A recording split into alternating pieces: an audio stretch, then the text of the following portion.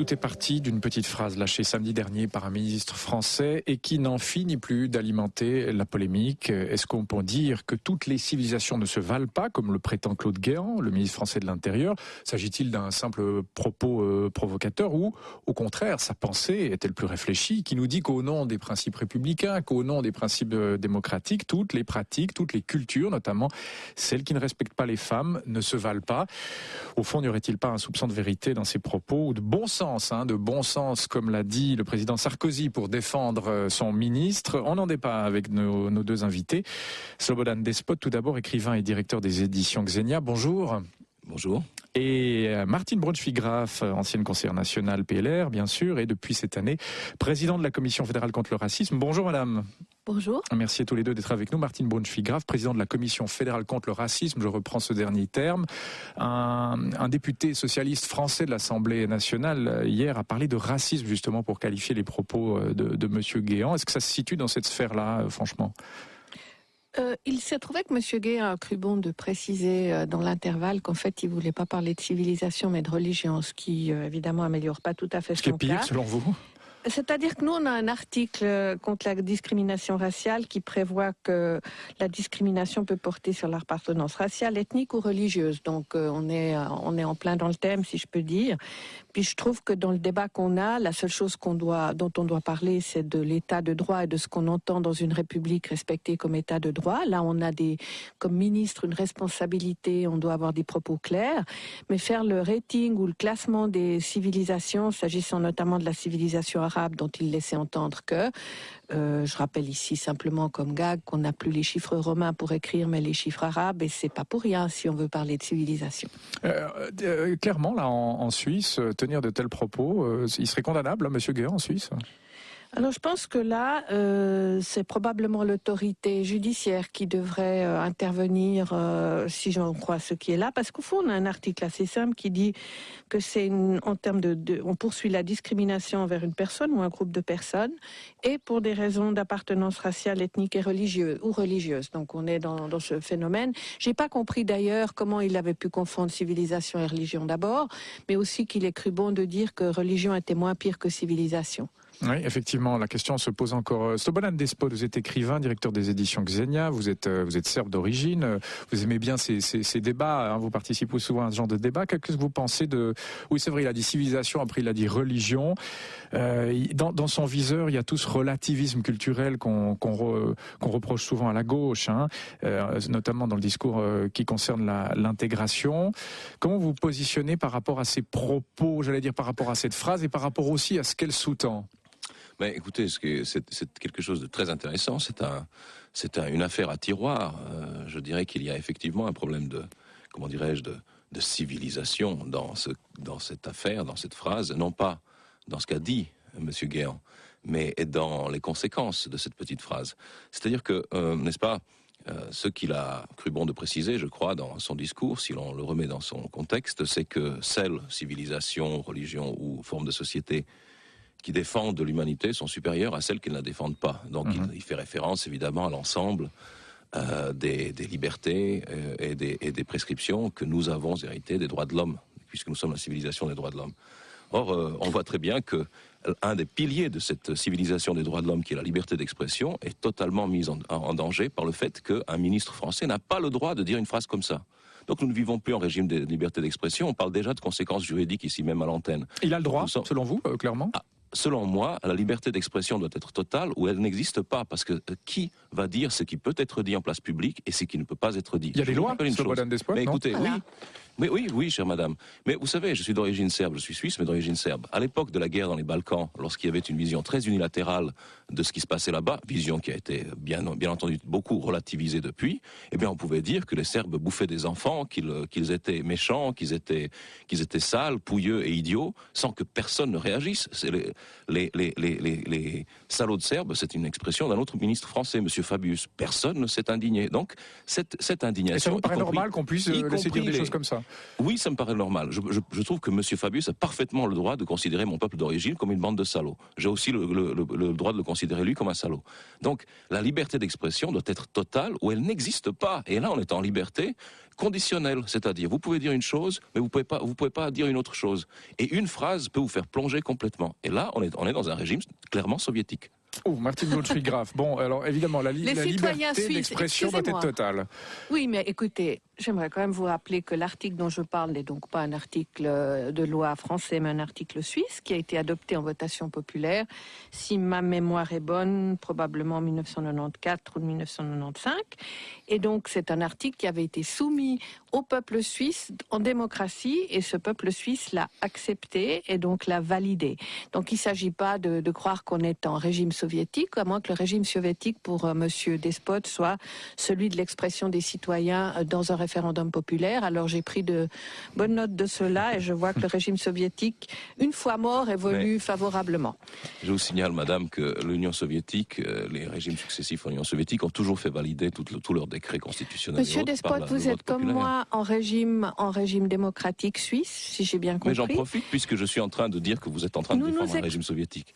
Oui, j'utilise ma liberté d'expression. J'utilise ma liberté d'expression, madame. Mais absolument. Alors... Et puis, je ne vais pas me déposer plainte contre vous pour autant, mais simplement vous dire ceci. J'estime que quand les citoyens suisses approuvent un article, quel qu'il soit, quoi que vous en pensiez, il y a une légitimité démocratique. Alors, en fait, il y a je suis d'accord. Comme vous dites, il y a un débat dans le tiroir. Il y a un débat. C'est un débat à tiroir. Il y a un débat dans le débat. Il y a un débat à tiroir. Et il y a un débat dans le tiroir qui est celui de la liberté d'expression. Je ne pensais pas forcément partir là-dessus, mais cela dit, on est parti là-dessus et c'est assez intéressant de voir que là, les conceptions sont pas du tout les mêmes. Et je rappelle, il y a une loi qui a été votée, vous l'avez dit, Martine Borchgraf.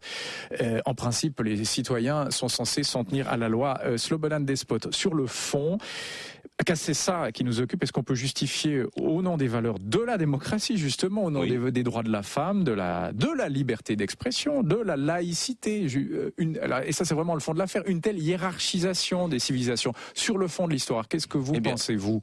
Lorsque vous parlez de l'intérieur d'une civilisation, et là je précise une chose, je pense que la querelle des civilisations est une fausse querelle. Il y a une civilisation qui est planétaire, partout où il y a un costume cravate et des communications satellites, c'est une seule et même civilisation, les civilisations modernes, avec des sous-ensembles qui luttent à l'intérieur de cette civilisation. La civilisation japonaise s'est sabordée à la fin du 19e siècle délibérément pour s'occidentaliser, la civilisation chinoise s'est occidentalisée, il reste encore un peu de civilisation indienne. Le reste, y compris le monde arabe, fonctionne selon les règles, les schémas, les technologies de la civilisation occidentale qui est devenue globale depuis 2 ou 3 siècles. Oui, sur les droits des femmes, on peut reconnaître quand même que c'est pas la même chose. Je suis d'accord, mais ceci dit, maintenant, si on dit que les régimes certains régimes de politique sont supérieurs à d'autres, Monsieur Guéant est un ministre d'un régime politique, n'est-ce pas, qui, l'année dernière, s'est permis d'aller bombarder un pays étranger qui ne lui avait rien fait, de remplacer Monsieur Kadhafi par des islamistes et des affairistes. Je veux dire, c'est pas un exemple de respect des droits, c'est même pas un exemple de respect des droits humains fondamentaux. C'est très difficile, depuis la position française aujourd'hui, de donner des leçons au monde. Oui, alors, c'est très difficile. Et là, vous semblez d'accord avec votre préopinant, Madame Borchgraf? Est-ce que vous êtes d'accord avec Slobodan Despot, là? Alors, écoutez, sur la grande civilisation qui mange tout, je pense qu'il faut quand même un peu voyager dans le monde et découvrir qu'il y a certains endroits qui sont différents des autres, Dieu merci. Là, vous re-hiérarchisez alors, non? Non, pas du tout. Là, pour moi, la différence, elle est pas verticale. Hein. Elle est quoi? Elle est horizontale alors? Non, mais la culture, elle est en Suisse. Si vous vous baladez dans 26 cantons, vous vous rendrez compte que la culture profonde des 26 cantons est différente. Et je dis encore une fois, Dieu merci. Mais appelons un chat un chat, pardonnez-moi. Appelons un chat un chat. Est-ce que les valeurs musulmanes sont solubles à 100% dans la démocratie occidentale? C'est quoi, en l'occurrence, les valeurs musulmanes? Les droits de la femme, par exemple.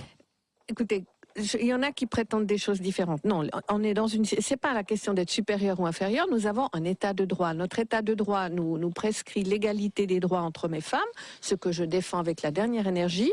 Et cet état de droit me permet, comme responsable, si je suis responsable politique, ce que j'ai été, d'intervenir lorsque cet état de droit n'est pas respecté, y compris au nom de la religion. Ce qui m'a amené, je peux terminer, ce qui m'a amené jusqu'à la Cour européenne des droits de l'homme et où l'État a gagné contre le port du voile pour une enseignante primaire. Donc c'est pour vous dire qu'il n'y a pas de laxisme, même si on a des principes, et que quand l'état de droit n'est pas respecté, on obtient aussi gain de cause. Voilà, Monsieur Despot, c'est à vous. Ce que vient de décrire Madame Borchgraf, c'est le fait qu'à l'intérieur du du régime de société occidentale, on considère que nos valeurs sont supérieures puisqu'on les fait appliquer contre des femmes qui portent le voile à l'école, n'est-ce pas? Donc, je veux dire, fondamentalement, vous donnez raison, sinon, je veux dire, sur l'expression civilisation qui est malheureuse, à l'idée du ministre de l'Intérieur français que, ma foi, une fois qu'on est en démocratie à l'occidentale, on se comporte selon les règles de la démocratie à l'occidentale. Est-ce que je peux simplement rappeler le terme que j'utilise, qui est l'état de droit? Nous sommes en démocratie, on nous donne une constitution. Lorsqu'on est gouvernant, on est censé la faire appliquer et au nom de cette constitution, on fait respecter un certain nombre de principes. Ça ne me permet pas de dire que toute une civilisation qui n'est pas la mienne est ceci ou est cela, mais ça me permet de dire, si je suis responsable, ce qu'est M. Guéant, ce que je ne suis plus. Nous devons respecter l'état de droit et en fonction de cela, intervenir si celui-là n'est pas respecté. C'est de ça qu'il s'agit. S'il avait parlé de lutter simplement contre lutter n'est pas si simple, contre la polygamie, l'excision et autres, dans l'état de droit français, à ma connaissance, ces deux éléments ne sont pas autorisés. Et il a le droit, quelle que soit d'ailleurs la religion qu'il prône, qui pourrait prétendre le contraire, et il a le droit d'intervenir. Mais ça n'a rien à faire avec les valeurs qu'on donne à telle ou telle civilisation. Monsieur Despote, il y a un problème avec l'intégration des musulmans en Suisse, en France et en Europe? Mais écoutez, il me semble souvenir que M. Guéant était déjà intervenu au sujet d'un problème qui justement s'est posé à l'état de droit français lorsque des musulmans se sont mis à utiliser des rues, des espaces publics pour des prières collectives. Et il a fait cesser cela et ça lui a été violemment reproché en France. Donc il y a effectivement, je veux dire, même si on se voile la face, même si on considère que c'est un sujet tabou, il y a un problème entre un modèle individualiste, comme celui de la société occidentale où nous sommes, et des modèles collectivistes où, ma foi, il y a des valeurs que je ne discute pas. Je ne dis pas que les valeurs musulmanes sont meilleures, inférieures ou autres à celles de la société où nous sommes. Mais elles sont différentes. Ce sont des modèles de société qui s'organisent différemment et qui doivent cohabiter. D'où les frictions. Et je pense qu'une toute petite phrase d'un ministre, ce n'est qu'un arbre qui cache une forêt immense. Et on ferait mieux de se C'est quoi cette forêt, selon vous? C'est quoi cette forêt, Slobodan Despot? Mais le fait qu'il y a un débat d'ensemble à avoir sur la cohabitation entre divers modèles de société dans un monde globalisé. Donc il a raison, enfin il l'a pas bien fait, mais ce débat existe et on aurait raison de le poser. Mais écoutez, soyons clairs, s'il a dit cela, c'est que son parti, l'UMP, est en perdition, qu'il essaie de racoler des voix à l'extrême droite, et que peut-être sa maladresse n'est pas si maladroite que ça d'un point de vue électoral. Et d'ailleurs, il était soutenu par le président Sarkozy qui a dit mais voyons, c'est une question de bon sens. C'est une question de bon sens, Madame Brunfeld-Graf. Ben oui. Ouais, voilà, c'est une question manifestement électorale, et j'estime que quand on est là, vous êtes d'accord, c'est l'électoralisme là? C'est certainement d'électoralisme, et ce que j'attendrais d'un ministre, c'est un peu plus de responsabilité, et qui prenne ses responsabilités si la loi est violée en France sur certains points. Je sais qu'en France, il y a des problèmes, mais on ne mélange pas toutes les sociétés en une, on a des principes à respecter. C'est pour ça que j'en reviens à l'état de droit, et je crois qu'un ministre est là pour le faire respecter. S'il place ses interventions sur ce plan-là, il a raison. Lorsqu'il les place dans une prétendue classification des civilisations, il a tort. Merci infiniment d'avoir débattu de cette question. Toutes les civilisations se valent-elles? Non, selon Claude Guéant. Bien, on en a débattu et est intervenu aussi en filigrane le débat sur la liberté d'expression. Merci à vous, Martine Brunfeld-Graf. Merci. Président de la Commission fédérale contre le racisme. Merci à vous, Slobodan Despot, écrivain et directeur des éditions Xenia. Bonne journée à vous. Sur la première, 8h30, le journal Didier Duployer. Le taux de